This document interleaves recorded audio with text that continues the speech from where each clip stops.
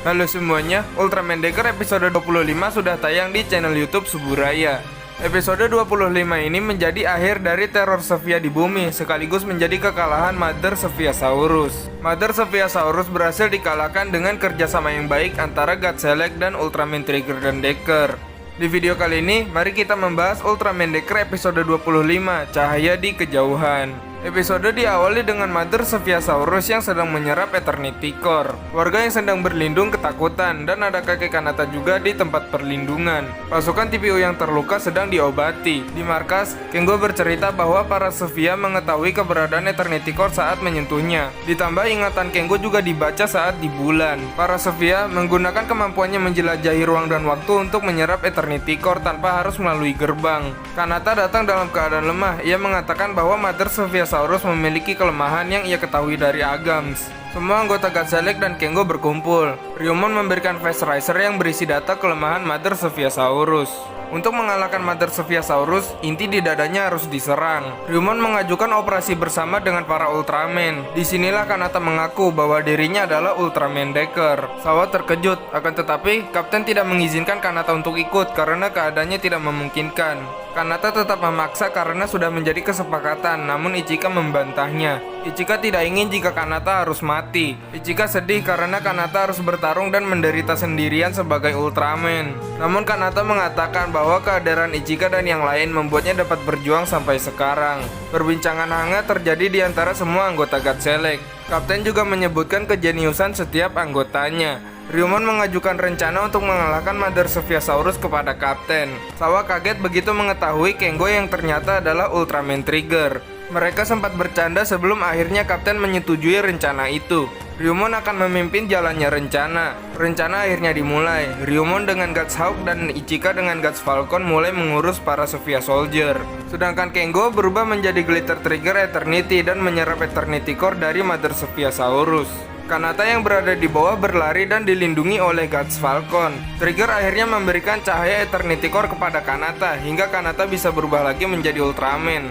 Trigger kembali menjadi Kengo. Decker yang sudah muncul mulai bekerja sama dengan Terra Phaser yang dipiloti oleh Hanejiro. Serangan diarahkan ke kelemahan Mother Sophiasaurus.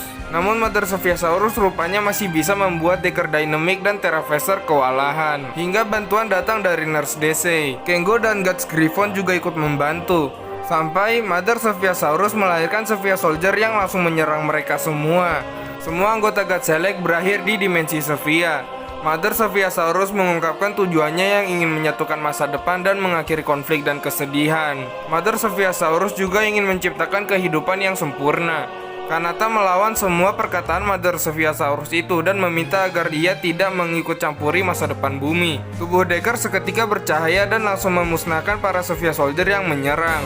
Perlawanan kembali berlanjut. Singkat cerita, Terra Phaser akhirnya berhasil menyerang kelemahan Mother Sophiasaurus. Dilanjutkan dengan Decker yang akan mengakhiri pertarungan dengan Sergeant Dokosen. Sempat terjadi adu kosen antara Decker dan Mother Sophiasaurus, namun akhirnya Decker berhasil menang dan mengalahkan Mother Sophiasaurus untuk selamanya. Musnahnya Mother Sophiasaurus diikuti oleh musnahnya para Sophia di bumi, begitu juga dengan King Sophia yang sempat datang sebelumnya. Kanata kembali menjadi manusia, D-Flasher dan semua Dimension Card tiba-tiba terbang dan menghilang.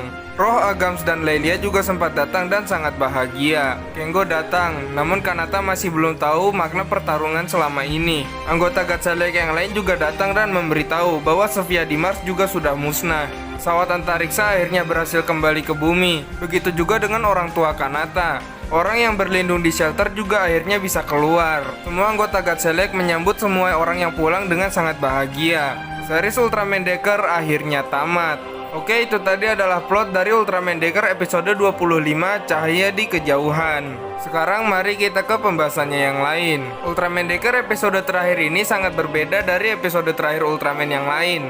Biasanya episode terakhir berisi pertarungan epik antara Ultraman dan final bossnya. Namun Ultraman Decker lebih mengedepankan drama di antara semua anggota Godzilla, yang bahkan Ichika sampai menangis. Episode ini penuh drama, tapi bukan berarti episode ini jelek. Menurut admin sendiri, pertarungan terakhir ini agak biasa saja. Tadinya, admin mengira kalau Trigger dan Decker akan team up untuk mengalahkan Mother Sophiasaurus, tapi ternyata tidak. Ultraman Trigger hanya muncul agar Kanata bisa berubah kembali menjadi Ultraman Decker. Tapi, efek yang disajikan saat para Zevia mengerubungi bangunan, Guts Falcon, Nurse DC, dan yang lain itu sangat bagus. Mother Zeviosaurus mengungkapkan tujuannya yang sebenarnya ingin menciptakan dunia yang damai. Mother Zeviosaurus ingin menciptakan dunia yang tanpa konflik dan kesedihan, tapi seperti yang kita tahu itu manusiawi. Ditambah lagi, tidak ada makhluk hidup yang sempurna.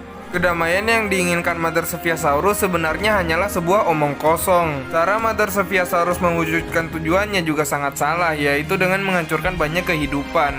Mother Zeviosaurus adalah inti dari semua kehidupan Zevia di alam semesta. Jadi tidak aneh jika Zevia di bumi musnah, Zevia di Mars juga ikut musnah. Bahkan seharusnya Zevia yang diperangi oleh Dyna dan Decker di masa depan juga sudah musnah. Decker mengalahkan Mother Zeviosaurus dengan Sergeant Dokosen yang bersinar layaknya glitter. Hal ini seharusnya disebabkan oleh kekuatan Eternity Core yang sangat besar. Di episode ini, Decker mengalahkan Mother Zeviosaurus dengan basic formnya yaitu Flash Type, dan ini sama dengan Ultraman Z yang mengalahkan Destrudos dengan basic formnya juga.